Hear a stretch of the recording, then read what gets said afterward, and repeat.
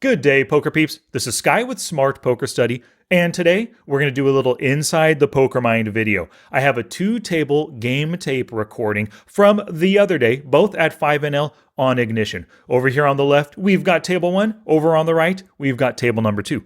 Now, as I'm recording this video right now, my cursor has that red dot around it, so you'll see that moving around in the video. But in the game tape, as I was playing, just a standard arrow cursor right there. Okay, let's get to it. All right, so let's get to hand number 1. We've got pocket eights over here on table number 1, folding the 4-10 off, piece of cake there. Now, when I have a pair, any pocket pair, it's often worth set mining, especially for just calling a 2-bet preflop. But one of the things that always goes through my mind is I'm going to have to call 15 cents or 3 big blinds. I've got 2 out there. I'm going to have to call 13 cents, right? I always look for 20x implied odds. I want enough money in the stacks behind to make it profitable to set mine, which hitting a set only happens 1 out of every 9 times or 11% of the time. So I'm going to have to call 13 cents to set mine. Times 20 means we need $2.60 behind, and boom, we definitely have that covered. Now, another thing, before we even see the flop, I realize right now that my goal is to set mine. I'm going to hit it or quit it on the flop, especially because my call here, and I already know this, right? Looking at this player, he's 100/60 right now, playing every single hand, calling 100% of opportunities. I know it's only 5 hands, but I can expect after I call, he's going to call, right? So I'm going to be multi-way, 4 players to the flop in a set mining spot. I'm just ready to check fold if I don't hit my set, right? And then looking at that board, King 9 deuce, I have no redraw to anything. I don't have a diamond as a blocker or even like a weak flush draw. The plan here is to simply check fold. Multi-way pots out of position, missed my set. I'm done, right? And then there we go. I just folded. The rest of the hand's going to play out. But over here on table number 2, I've got the pocket deuces. The same kind of thing, right? Those small and medium pocket pairs, you're looking for sets. And pocket deuces, I always open raise unless there are 3-bet bluffers still to act after me. That's one thing I'm always looking for. And if we look at these players still to act, no 3-bets yet, no 3-bets. Now, it's a very small sample, 6 and 6 hands, but the fact that they haven't 3-bet yet, that's a pretty good sign that I'm not going to get 3-bet right now. Especially over a larger sample, you get to 20, 30, 40 hands on Ignition, and no 3-bets yet, you probably haven't encountered a 3-bet bluffer. So, of course, I'm going to open raise with pocket deuces. The plan, not the plan, but I want to hit a set, But here's where things kind of differ from the prior hand with pocket eights to this one in deuces. This flop hits. I completely whiff it. No set again. But they're both multi-way, missed my set hands. But this board, 3-7-5, not nearly as wet as that all-diamond monotone flop. Plus, I'm in position right here as the pre-flop raiser. So when that happens, my plan is if I miss my set on a board like this, hard to hit kind of board, I'm absolutely going to c-bet bluff, right? And I'm happy if they both fold. I mean, they could call and give me value with like an ace high or king high hand, but I'm trying to sell the idea with slightly over half pot bet that I actually have some kind of a value hand, maybe a couple of big cards, but something worthy of betting right there. And boom, they both folded. I was able to pick up that missed set in a multi-way pot with deuces, whereas with those eights, I just had to check fold. Alrighty, so hand number 2 right here, or number 3. Table 1, I've got ace, king offsuit, in the big blind. Now, of course, ace-king offsuit is always worthy of playing, right? Look where my mouse cursor is going around the table. Fold that 8-6 hand. I'm taking a look at player stats, and right away, I notice that under-the-gun player, it's kind of hard to see with this coloring orange on gray. I've changed it so the next video that you see with my smart HUD, it'll be a little bit more viewable, the 78% and the 44 orange on gray. But his 78-44 maniac player, so I already know, at a minimum, I'm going to call, but with ace-king, I would much prefer to 3-bet for a theoretical value. Now, I say theoretical value because ace-king I don't have a pair yet. I have some showdown value, just unimproved with an ace and a king, but really, he could potentially call with weaker hands, but we haven't seen a flop, a turn, or a river yet. With ace-king, it's potential theoretical value, 3-betting.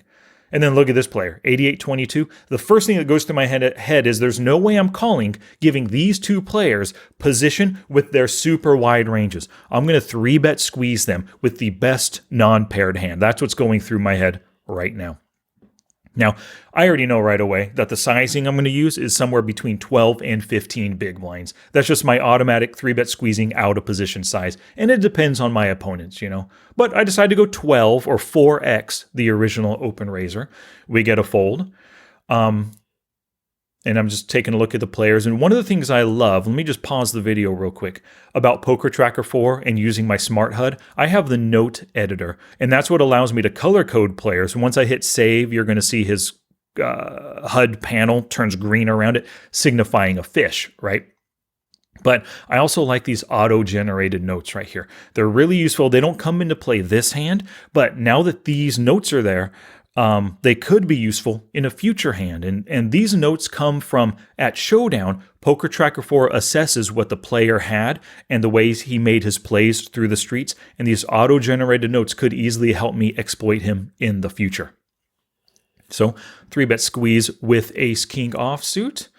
And I guess I was reading the notes right there in game. And then boom, he folded. I took that bad boy down. With a simple 3-bet squeeze, I just won 6.5 big blinds right there. Really love that play. Didn't even have to see a flop.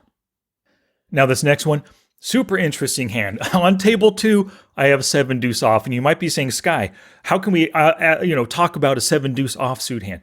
Well, because of the way my opponents play, boom, I'm able to see a free flop with 7 deuce off and hit trip 7s, right? This is one of the bad things, and this was kind of going through my mind, right? As I'm playing, I realize who the fish are, and I'm targeting fish. You can see he's color-coded green, another green over here. These two players brand new to the table, just posted, short stack, full stack at 5NL. But I know that they're fish as well because they posted and then they just checked when their option came. They got weak hands, they're fishy players. They allow me to flop trips right here because they didn't raise after posting. And then so that's always going through my mind. As soon as their HUD pops up, I guarantee I'm going to color code it green like this player right here, right? So what's going through my mind is, great, I saw the free flop, I got trips. How can I get value? What can I do to get the max value? Because one of my favorite things, one of the principles that drive my poker play at the micro stakes is get value while the getting's good. I have trips. I'm out of position against 2 players. Even if they might hit nothing here, but they just might use their position to call with an ace, with a king, with a queen, to try to just hit an overpair on the turn or even the river, right? So get value while the getting's good. I've got to make some kind of a bet. So what's going through my head is, wow, that's a paired board, couple of flush cards. I want to start building the pot now. Let's put something out there. So 1 big blind, and that pot was already only 3 big blinds, so I just put 1/3 pot. I could have clicked the half pot button, bet 7 cents, but I just did the one I wanted them to call. I felt at the time I had a lock on the hand, right? Now, on the turn, holy cow, I got quads. I'm praying he has a pair.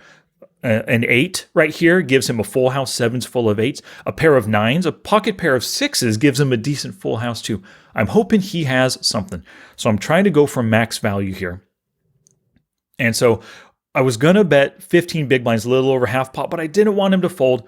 I figured, hey, he could have a flush draw, right? Just any couple of clubs. And because he's a fish, he might not want to fold that just yet. I decided to go a little bit smaller to 10 big blinds. He re-raised me, and what's going through my head is, man, how can I get the max value? I want to look bluffy. I want him to come back over the top for his remaining $3, right?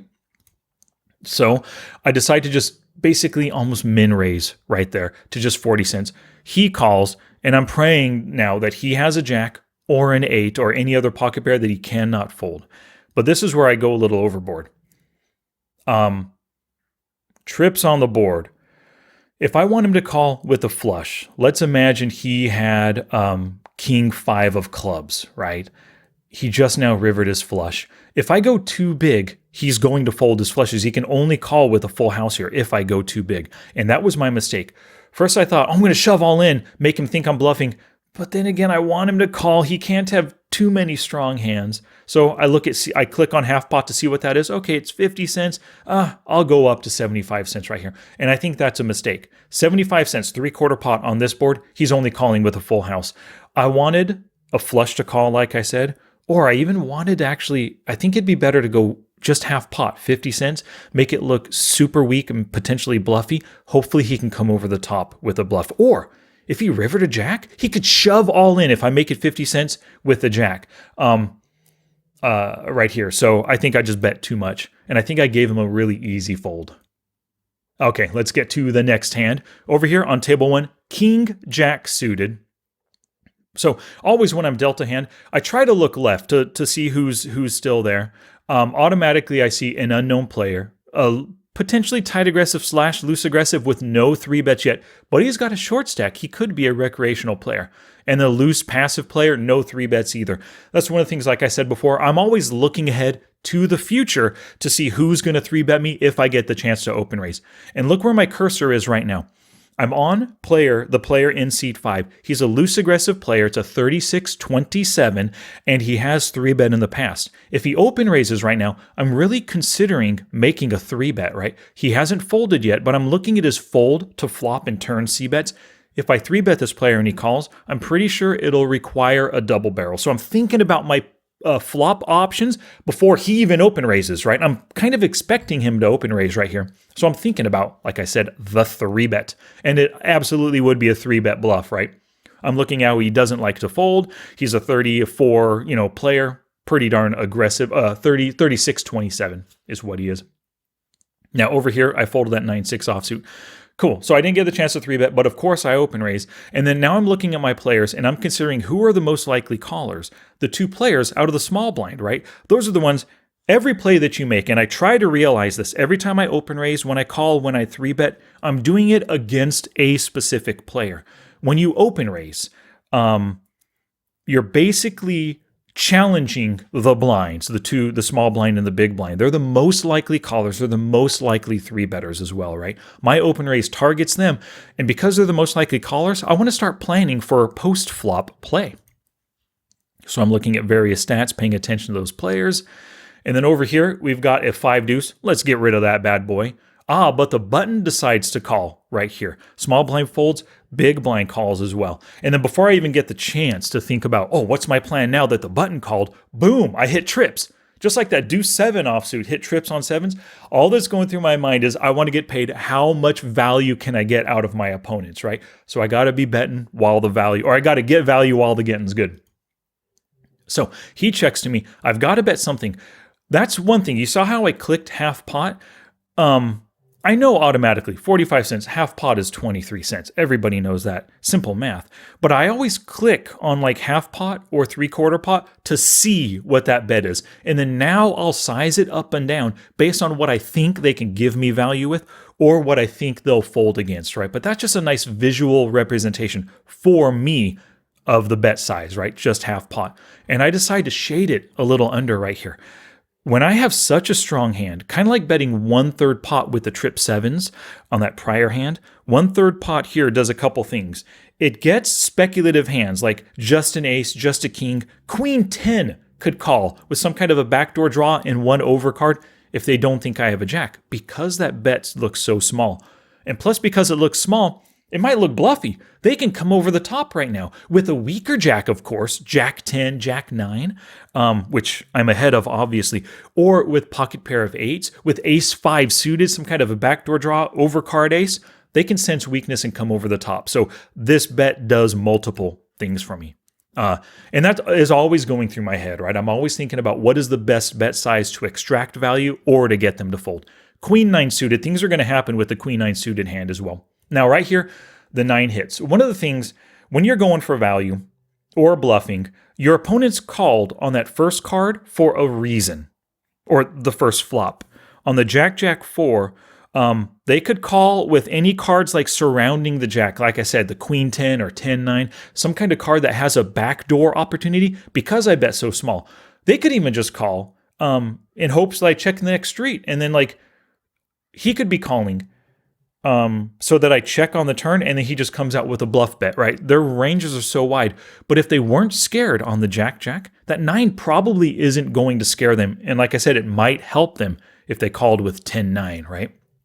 So now that the 9 isn't a scare card, I'm thinking, okay, what is half pot? Click that, 44 cents. Now I want to go for more value. I don't think the 9's a scare card, so I bet 50 cents, a little over half pot now. Button folds, the out of position player decides to call. Now over here on table number 2 with the queen 9 suited, Look at that player. Look where my cursor is right now. I'm looking at his player type, 19/14. I color-coded him green from prior, but he's probably more like a tight aggressive yellow color, potentially. It's a small sample, 40 hands. Oh no, actually he's a tight. He is a tag fish, as Nathan Williams from Black Rain 79 will say. He looks tight, but he calls so often 20%. He's got a lot of fishy tendencies, right? But tight just in general. So calling with a queen nine for just 7 more cents right here, 1.5 big blinds, absolutely fine. Because if I hit something great, I could potentially get a lot of value from this player, you know? And then look at my cursor, boom. Oh, I didn't pause it in time. Let me see if I can find it right here. Oh, boom. Okay, so I paused the video. I always take a look at this. I am about to call. My call is telling him, it's telling the poker gods that I want to see the flop against you out of position with queen nine suited. I start planning for the hand now by looking at his c-betting tendencies. So far, it's 0 out of 2. That is awesome, right?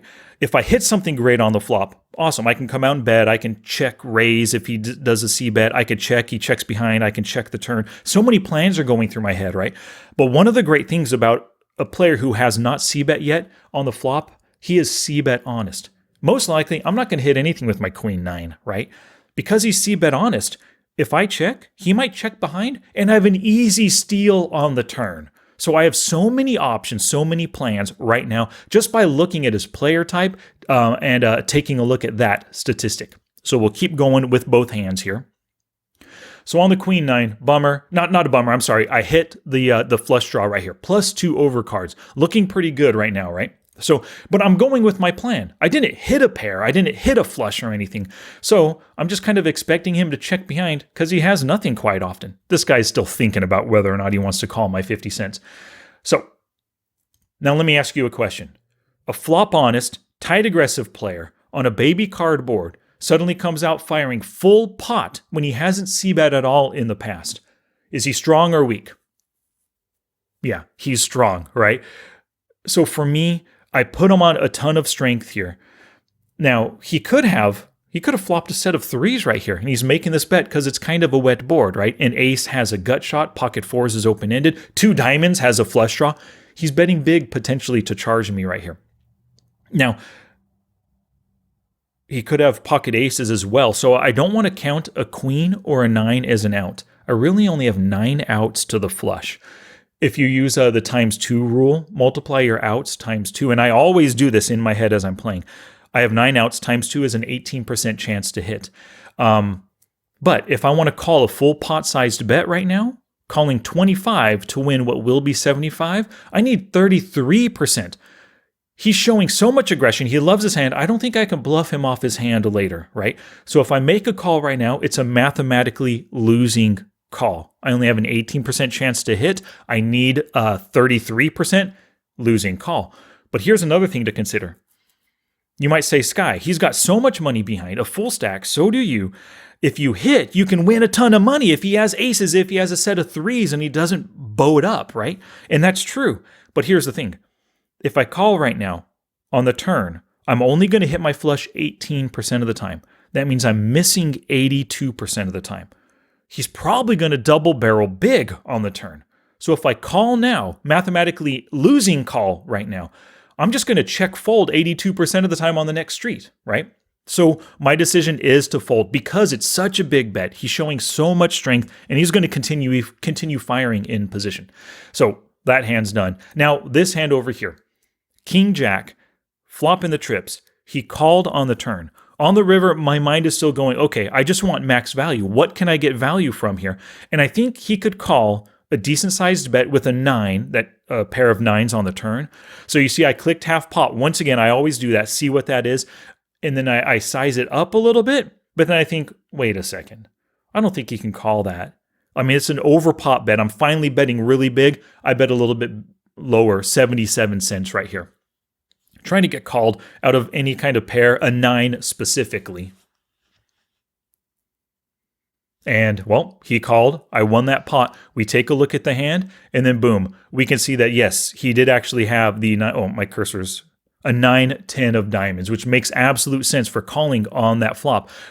Backdoor straight flush draw. And so it's the kind of hand that 9 connected with his hand totally. I think I made a totally accurate read and I got some good value in that hand for it. All right, so these next two set of hands, super fun stuff, okay? Ace-4 suited, table 1 right here. Now, one of the things, Ace-4 suited, always worth open raising. But I'm always taking a look, like I said, your open raise, every play targets somebody. I target the blinds with these, with an open raise. So I'm taking a look at those players. We can see right now, seat 4 is a 40/18. Very loose passive player. He folds a lot on the flop as well. Great. So if he calls, I have an easy C-bet bluff on the flop. This player, 29-25, he is capable of 3-betting to get to 22%. That's going to be 2 out of 9 times right there. So I am, kind of leery right here, but still, I'm not going to fold an Ace-4 suited when I have a fish over here and a potentially, pretty loose player as well. So sometimes even though you see a 3-better still to act, you've still got open raise because your hand is strong enough. You have position. You don't mind taking on these players, right? Now I'm color coding that player. While I was in the middle of doing that right here, boom, the fish, the small blind fish 3-bets. Now automatically I think to myself, okay, he's 3-betting me. What's the size? 50 cents. That's 10 big blinds. What position? Small blind, the worst position. This fish absolutely has a strong hand. I truly believe, with no 3-bets yet out of 42 hands, he's going for value right here. He made it big. He wants me to call or come over the top, right? That's my read at the time. So you see, I'm looking at the stats and everything, color coding this other player, getting that out of the way. So boom, I made a quick and easy fold. I didn't even think about it. I thought about it, but it didn't even concern me. Like sometimes it's a bummer when you fold to a 3-bet, but when you know the dude is a super strong right there, and I only have an Ace-4 suited, even though I have position, I'm outie clam chowdy. But the very next hand, I love what happens here. Ace-King offsuit, I open raise, and then look at this. Look where my mouse cursor goes. It's in the middle of the table, and then he is thinking right now. And I'm automatically thinking about this player. He hasn't even made his play yet, but look what I do. I pull up the hand history, and I'm looking at his sizing on the other street. And I'm thinking, okay, he 3-bet before to 10 big blinds. And I folded. Let's see if he 3-bets me now. Boom, he 3-bets, but he makes it only 9 big blinds. So in my head, this is what is going on. The last hand, he 3-bet for value, and he didn't get value. I folded.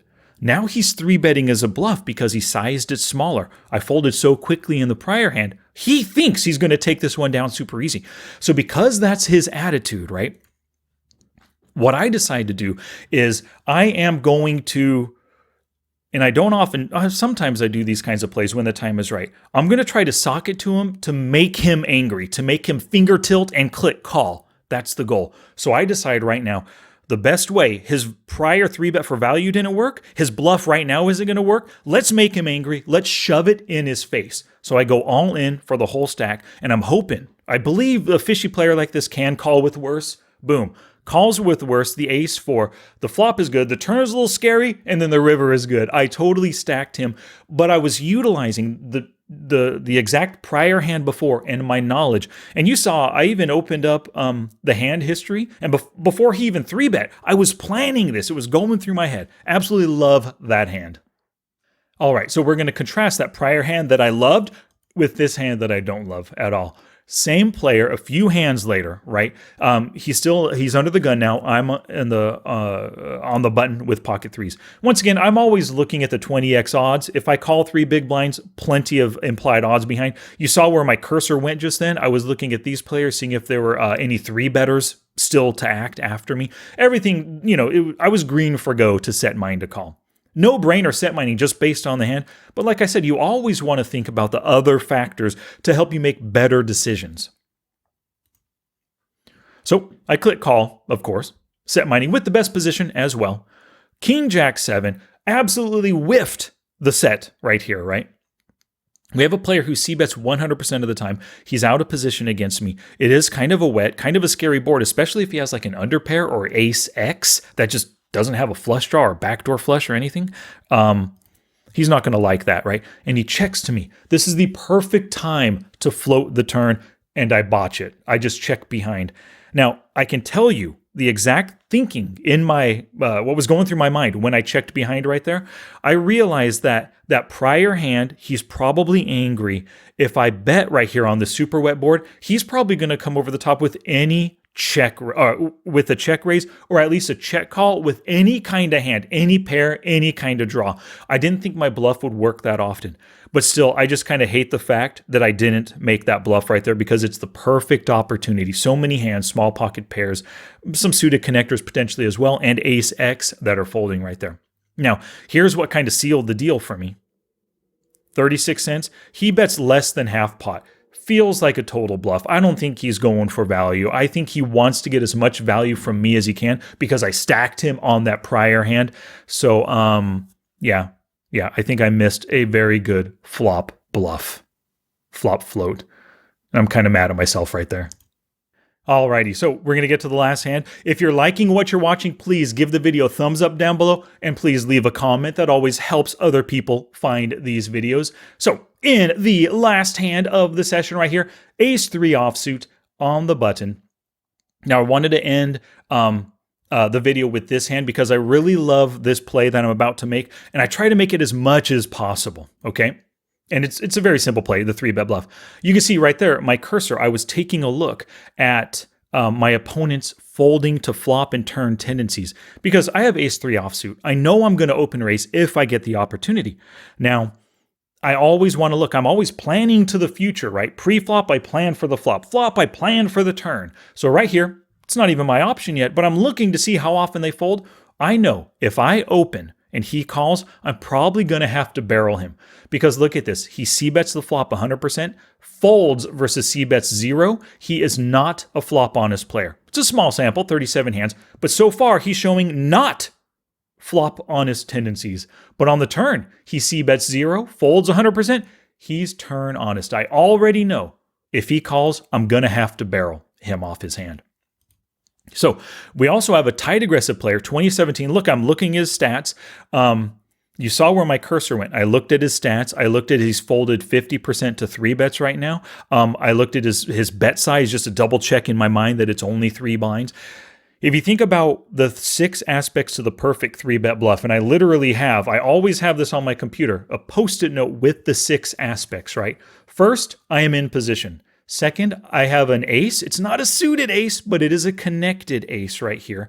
Small raise and a large stack. Boom. 3 big blinds. We both have plenty of chips, right? He's not committed if he calls a 3-bet right here. I can probably get him to fold. Raise first in is greater than 20%. Sure, tight aggressive player in the cutoff, 20% or greater. That's the 4th one. The 5th, raise and then fold is equal to 50% or greater. Boom, raise and then fold to 3-bet, 50%. Hey, and then the 6th thing, his fold to c-bet is equal or greater to 50%. Well, it is on the flop and 100% so far on the turn. This is a great spot to 3-bet bluff the player. And I always think about these 3 things before 3-bet bluffing. Now, you saw over here, you might say, Sky, how come you're not raising with the ace 8 offsuit? Isn't that better than the ace 3? It's better in some ways. That kicker 8 is better than a 3 kicker. But oftentimes, when I'm in the middle of what could be an important hand, right, I just made it 9 big blinds. If he calls, I'm going to have to barrel. I'm going to want to assess the flop and think about it. For me, this is kind of like a marginal open raising hand in the cutoff. You know, I just didn't want to cloud my mind with stuff going on this table when I have a potentially dangerous or potentially money-making situation over here. So for me, that's a quick fold so I can focus on the more important one. And we're waiting, we're hoping he folds. So this is one of the great things. When you're in position or when you make a play and your opponents are thinking, that gives you time to think and plan for the future. I already know right now I'm going to c-bet bluff most flops, definitely going to double barrel. Before I make my flop bluff, I know that it's probably going to take a double barrel. And one of the great things about both of us having a greater than 100 big blind stack is that if he calls, the pot's going to be roughly 20 big blinds. I can go 10 or 12 on the flop. to put pressure on him. Once he calls, that turn is going to be roughly 40 big blinds, somewhere around there. But we have tons of chips behind. I can double barrel for 20, 25 big blinds and get him to fold. So that's the kind of stuff that goes through my mind as he's timing down right now. So I'm thinking about it. I'm thinking about what flops are going to be good, what flops are great for me. Ace 3X, right? For sure, 2-pair hand.